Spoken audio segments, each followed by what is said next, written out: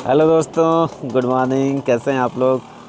आप लोग बस मस्त होंगे और मस्त हो जाएंगे। मैं एक बहुत ही बढ़िया न्यूज़ सुनाने जा रहा हूँ। ये जो सीमा है ना, इसके बारे में। ये जो सीमा है, सीमा हैदर, इसके बारे में बताने जा रहा हूँ। ये जो सीमा है, इतने दिनों से पूरे भारत को बेवकूफ़ बना के रखी हुई है, पूरे पाकिस्तान को बेवकूफ़ बना रखी है। कितनी बड़ी चालाक है यार, इतनी बड़ी चालाक है, क्या कहें। पूरे भारत को, पूरे पाकिस्तान को बेवकूफ़ बना के रखा हुआ है इसने। तनवीर अफरोज़ जो हैं, पाकिस्तान के यूट्यूबर हैं, बहुत बड़े यूट्यूबर हैं। उनके लाइव में मोमिन मलिक आए थे, जो कि हैदर जी का केस लड़ रहे हैं। हैदर जी का केस लड़ रहे हैं और बहुत ही स्पीड काम कर रहे हैं, बहुत ही स्पीड काम कर रहे हैं। इतना स्पीड काम कर रहे हैं, एकदम राजधानी के एक्सप्रेस में काम कर रहे हैं। और इस भगोड़ी को अकल ठिकाने लगा रहे हैं। अब ये भगोड़ी पूरे सदमे में है। अब ये हॉस्पिटलाइज भी हो गई है कि अरे बाप रे, ये क्या होने जा रहा है। तो हाँ दोस्तों, बिल्कुल आपने सही सुना। ये भगोड़ी सदमे में है और ये हॉस्पिटलाइज भी हो गई। और यही नहीं, जो इनके परिवार वाले हैं ना, लप्पू हो गया और जो भी इनके परिवार के हैं, सारे लोग सदमे में हैं। सबको शौक लग गया कि अरे बाप रे, अब क्या होगा। और ये तो सीधे हॉस्पिटल ही पहुंच गई, इसका तबीयत ही ख़राब हो गया दोस्तों। क्योंकि इतना स्पीड से काम हो रहा है। जब मोमिन मलिक जी है ना, एकदम सही जा रहे हैं और बहुत अच्छे वकील पकड़ाए हैं। और ये हैदर भाई तो एकदम गदगद हो जाएंगे ये खबर सुन कर के कि अब सीमा पार जाने का टाइम आ गया। तो पता है दोस्तों, ये बेवकूफ़ क्या बना रही थी? नहीं पता है ना। जो सीमा के आगे पीछे जो कुत्ते की तरह दुम हिलाते हुए घूम रहा था ना, जहाँ सीमा रहती थी वहाँ पहुँच जाता था, जहाँ कुछ भी प्रोग्राम होता था वहाँ पहुँच जाता था ये बंदा, ये टोपी सिंह, जो सुप्रीम कोर्ट का सो कॉल्ड वकील, इतना बड़ा वकील। जब आपको पता चलेगा कि खोदा पहाड़ निकला चूहा।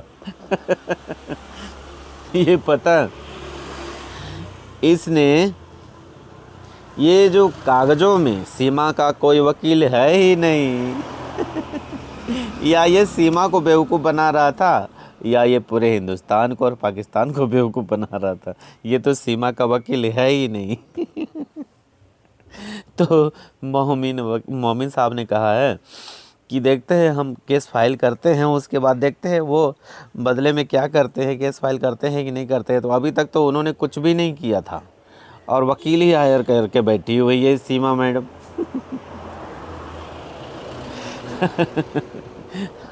और तो और सुनने में ये भी आ रहा था कि इसको अयोध्या जाने का परमिशन मिल गया। परमिशन वाला जो होता है ना डॉक्यूमेंट्स, उसको भी दिखाया गया। जब वहाँ देखा गया, मंजू दीदी ने अपने हस्बैंड से पूछा कि देखिए तो इसमें सिर्फ सिग्नेचर है और सीमा का कहीं पर नाम भी नहीं है और यहाँ पर कोई स्टाम्प नहीं है। तो जब साधारण सा कोई कागज़ होता है तो उसमें स्टाम्प होता है, और ये विदेशी मुद्दा है जिस पर कोई स्टाम्प ही नहीं है।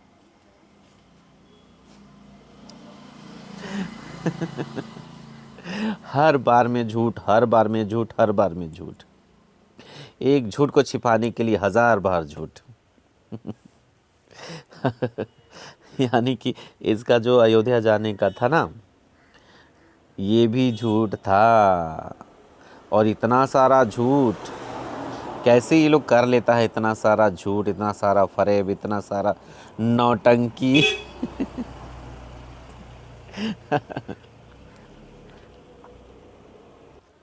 और एक परमार सर हैं, जो स्टार्टिंग में बहुत दिनों तक परमार जी हैं, वो सीमा का सपोर्ट कर रहे थे, सीमा के बारे में आवाज़ उठा रहे थे, सीमा के बारे में बोल रहे थे।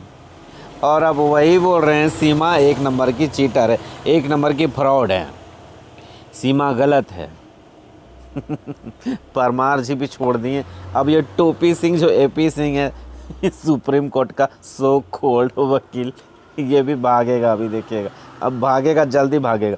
अब सीमा के हाथ में कोई नहीं रहेगा, कोई उसका दाहिना हाथ बायां हाथ कोई नहीं होगा। और इस औरत ने, इस महिला ने जो रास्ते आगे बढ़ते गई और रास्ता बंद करते गई, आगे बढ़ते गई, रास्ता बंद करते गई, आगे बढ़ते गई, रास्ता बंद करते गई। अब तो ऐसा हाल होगा ना, धोबी का कुत्ता ना घर का ना घाट का। आप लोग देखते रहिए ना। ये धोबी का कुत्ता नहीं बनेगी ना तो फिर कहना ये धोबी का कुत्ता ही बनेगी, क्योंकि इसको तो हिंदुस्तान से भगा दिया जाएगा। उसके बाद जाएगी पाकिस्तान, पाकिस्तान से उसका पति एक्सेप्ट करेगा। आपको लगता है कि एक्सेप्ट करेगा उसका गुलाम हैदर? क्या देखकर करेगा? अगर एक्सेप्ट कर भी लेगा ना तो दुनिया का बहुत बहुत महान इंसान होगा, ये तो पक्का है। क्योंकि कोई औरत इतने दिनों तक, लगभग साल भर, करीब 9-10 महीने हो गए, इसके साथ रह रही, लिव इन रिलेशन में, लप्पू के साथ लिव इन में रह रही है। लिव इन मतलब आप तो जानते ही होंगे कि लिव इन क्या होता है। तो लिव इन में रह रही है और यहाँ तक ये भी बोलती है कि हाँ, सचिन का साथ भी एक बच्चा हम रखेंगे, हमारे प्यार की निशानी। तो लोगों ने इस पर बोला भी था कि जहाँ प्यार नहीं था वहाँ 4 बच्चे हो गए, जहाँ प्यार तो कम से कम 8-10 तो होने ही चाहिए क्योंकि जहाँ प्यार होता है ज़्यादा बच्चे होंगे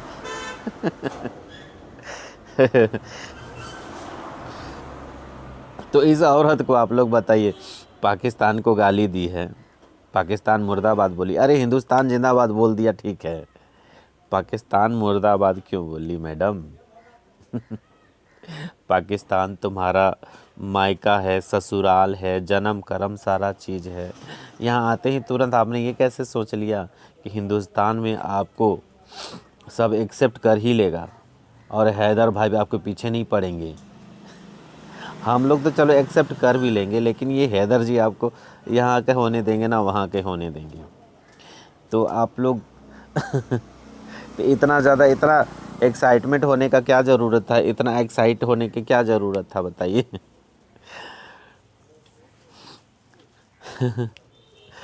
यही कारण है मैडम, ज़्यादा ओवर स्मार्ट नहीं बनने का। जो ज़्यादा स्मार्ट बनते हैं ना ज़मीन के रहते हैं ना आसमान के रहते हैं। कहा जाता है ना 2 नाव में पाँव रखोगी ना तो पिछवाड़े के बल गिरोगी। और तुम्हारे साथ वही हो रहा है मैडम। मुझे तुम्हारी हालत पर तरस आ रहा है और मुझे ना कभी कभी मुझे तुम्हारे ऊपर दया भी आ जाती है मैडम, दया भी आ जाती है, सच बता रहा हूँ। मुझे लगता है कि काफ़ी इनोसेंट हो, लेकिन जब पकड़ी जाती हो ना, तुम्हारा फ्रॉडपन पकड़ा जाता है, तुम्हारा झूठ पकड़ा जाता है ना, तो मुझे लगता है कि ठगा सा हुआ महसूस लगता है। मुझे लगता है कि मुझे कोई इंसान बेवकूफ़ बना रहा है।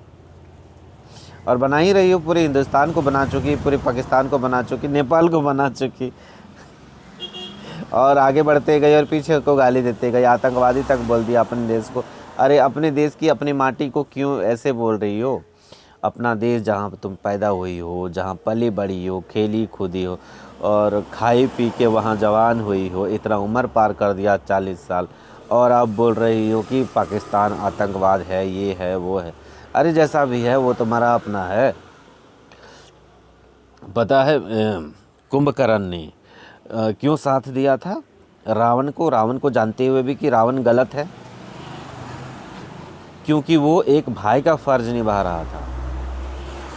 और भाई का फ़र्ज़ इसलिए निभा रहा था क्योंकि दुनिया क्या कहेगी, मुसीबत पड़ता है तो भाई भी छोड़कर भाग जाता है। भाई एक, ये दुनिया को एग्जाम्पल सेट किया कि भाई हर परिस्थिति में साथ देता है, यानी कि अपने लोगों का साथ देता है।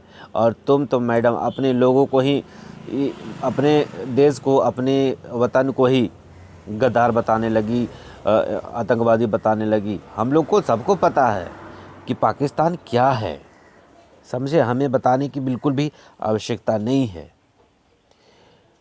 और कितना बिगड़ा हुआ है, कितना सुधरा हुआ है, ये सारी चीज़ें। हाँ, लेकिन एक चीज़ अच्छा किया आपने कि अगर मतलब इन लोगों के मुंह पर ये करारा तमाचा दिया था, लेकिन क्या बोले, हमारे लिए तो खुशी की बात है कि आपने ऐसा किया। लेकिन अगर देखा जाए, अगर सही मायने में देखा जाए, तो इस खुशी को अगर थोड़ी देर के लिए हटा दिया जाए तो आपने अपने लिए, अपने सारे लोगों के लिए गलत बोला है, गलत किया है आपने। तो आपको वहाँ के लोग तो माफ़ नहीं करेंगे, और हम लोग भी इसीलिए माफ़ नहीं करेंगे क्योंकि गद्दार को कोई भी माफ़ नहीं करता। क्योंकि आज अपने लोगों के नहीं हुए तो आप हमारे क्या होगे। जिन्होंने आपको पाला पोसा, खिलाया पिलाया, इतना जीवन भर आपको साथ में रखा, और आपका जो पति है इतना 7 समंदर पार में जा कर के क्या क्या नहीं किया होगा आपके लिए।